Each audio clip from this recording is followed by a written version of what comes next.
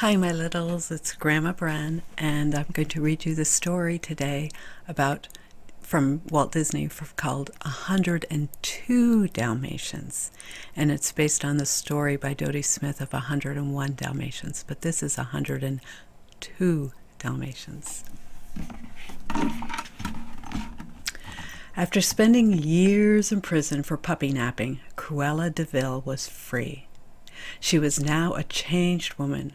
By undergoing a special treatment, she had learned to love dogs and hate furs.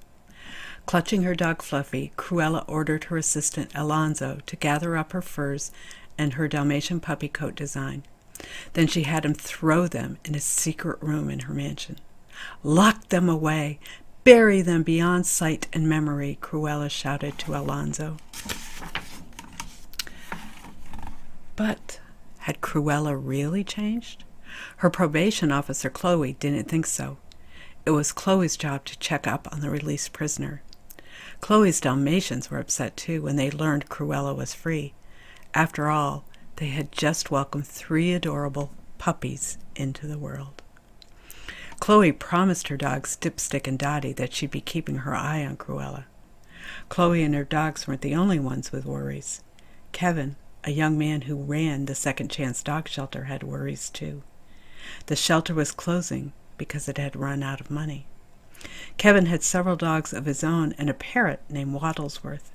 The bird wouldn't fly because he thought he was a dog. "Don't worry, everything will be all right," Kevin told his pals. But he didn't know how to save the shelter.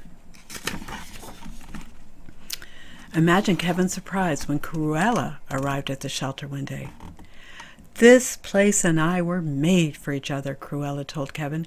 She bought the shelter on the spot. Within days, Cruella had repaired and redecorated the entire shelter. She even came every day to groom the dogs. Kevin was thrilled, but Chloe was suspicious and kept visiting the shelter to keep an eye on Cruella. "People like Cruella don't change," Chloe told Kevin. Time passed. Chloe's puppies grew and got their spots, except for little Oddball, who remained pure white. But Oddball kept trying to get spots. One day, Chloe brought the puppies to her office. While trying to get spots from a copier machine, little Oddball fell out a window. At that moment, Chloe happened to be meeting with Cruella. Suddenly, Chloe looked up and saw Oddball outside. Chloe quickly ran to the window and hauled the puppy inside to safety. Just then, London's huge clock, Big Ben, began to chime. It echoed through the open window. Bong, bong, bong. Unfortunately, Big Ben's chimes reversed the treatment Cruella had undergone in prison. Strange things started happening. An odd smile twisted her mouth. Her hair stood on end. Spots danced before her eyes. The evil, fur-loving Cruella was back. Cruella raced home. She tore open her secret room and grabbed her Dalmatian puppy coat design. "My Dalmatian puppy coat, the coat of dreams, the ultimate fur coat," Cruella shrieked. "Alonzo, we're going to make them pay." She would have her coat at last and punish those who had put her in prison for so long. Cruella dashed off to see the famous fur fashion designer Jean-Pierre Lepelt. She showed him her coat design, and they agreed that 102 puppies would be just the right number for her gorgeous hooded Dalmatian puppy coat. I don't know about you, but I'm feeling sad. Cruella immediately set her evil plans in motion. First, she asked Alonzo to steal puppies from all over town. She told him to hide some of the stolen Dalmatians at the Second Chance shelter. Then Cruella called the police to have Kevin arrested for puppy napping. While Chloe looked on in shock, Kevin protested. "This is crazy," he said. "Why would I steal Dalmatians?" But the police took Kevin and his pets to jail. Next, Cruella told Lepelt to steal Chloe's puppies. She invited Chloe and Dipstick to a party to keep them out of the way. Chloe and her dog arrived at Cruella's mansion. Other guests had also brought their dogs, and dinner quickly got out of hand. Dogs started to climb on tables, step on plates, and splatter food everywhere. In the middle of everything, Cruella's dog Fluffy barked timidly. He wanted to warn Dipstick and Chloe of Cruella's plans. The pair followed him to the secret fur room. Chloe peeked inside the room and gasped when she saw the fur coat design. "The puppy coat!" cried Chloe. Her puppies were in danger. Just then Cruella appeared. "Goodbye, my dear," Cruella hissed, and she shoved Chloe into the room and locked the door. Dipstick managed to get away. While Fluffy worked to free Chloe, Dipstick rushed home to save his family. Back at Chloe's, Lepelt was chasing Dottie and the puppies from room to room. He smashed chairs, scattered books, and broke lamps. As the diner reached for Oddball, she darted to a window and barked for help. Lepelt finally grabbed the puppy and stuffed her into his bag, but another puppy nearby had heard her yelps for help. Bark by bark, Oddball's call was passed from puppy to puppy. The twilight bark echoed across London. Kevin's parrot Waddlesworth heard it in jail. He understood that Chloe's puppies needed help, so he took the keys from a sleeping guard and freed Kevin and the dogs. Together, they raced towards Chloe's home. Dipstick had also heard the twilight bark. This made him run even faster. Chloe and Kevin reached Chloe's home at the same time. The mess was terrible, but worst of all, Dottie and the puppies had been stolen. How will we ever find them, Chloe thought. Kevin's dogs pawed through the debris. Finally, with an excited woof, they uncovered a train ticket. It was Lepelt's. "Paris, the Orient Express at 10, Chloe cried, looking at the ticket. "We can just make it." Meanwhile, Dipstick was almost home when he heard familiar barking coming from a truck. Dipstick knew it was his family. He quickly leapt onto the truck. The truck stopped in an alley outside the train station. When the truck's door opened, Dipstick lunged. He landed in Alonzo's arms. But after a struggle, Alonzo managed to shove Dipstick into a crate.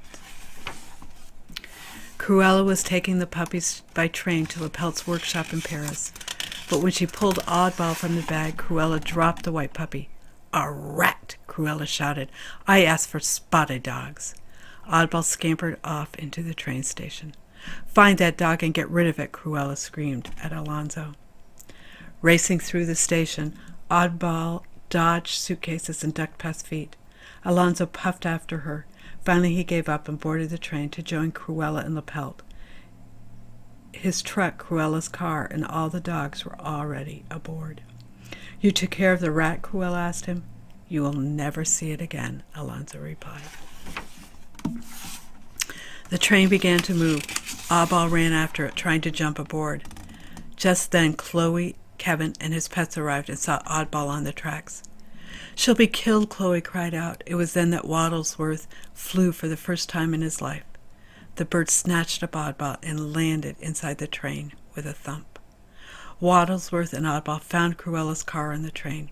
They both hid inside, not knowing what to do next.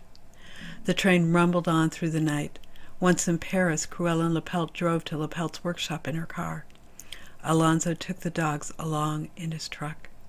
As they rode along, the puppies barked the twilight bark to the dogs of Paris. Soon Chloe, Kevin, and his pets arrived in Paris too. The Parisian dogs led them straight to Lepelt's workshop. Meanwhile, Waddlesworth and Oddball had slipped into the workshop unnoticed by the workers. The noise of the workers' sewing machines filled the room. Luckily, Oddball could hear the other dogs in the cellar. But how would they ever get them out? Waddlesworth noticed a hole in the floor. If he could just make it larger, he decided, the puppies could escape through it. The parrot began to bite the soft wood with its sharp beak. When Kevin and Chloe reached LaPelt's workshop, they sneaked into the cellar through a trapdoor. Their pets greeted them joyfully, but then Cruella poked her head through the trapdoor. "Aren't you in a tight spot?" she cackled as she slammed the door shut.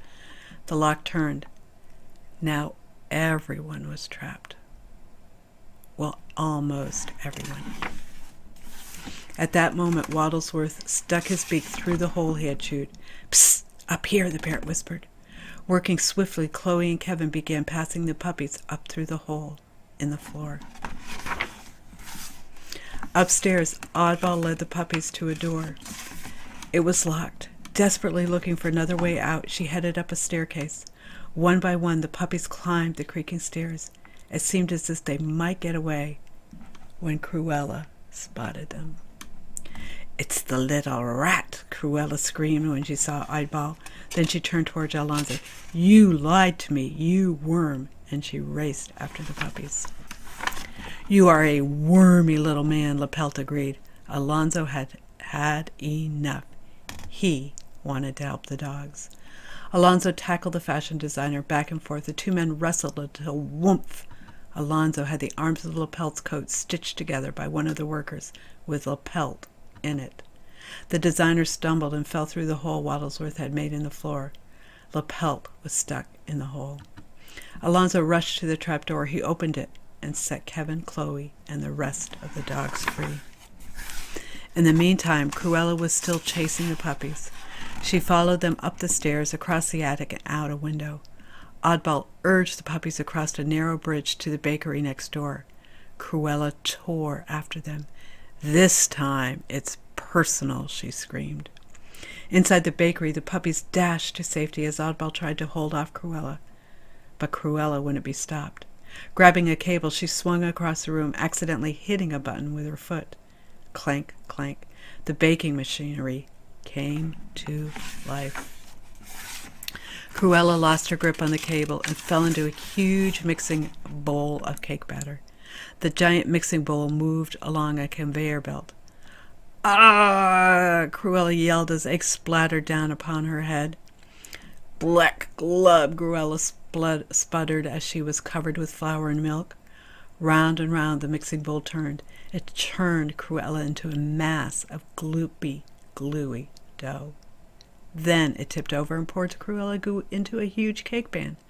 The cake was ready for baking.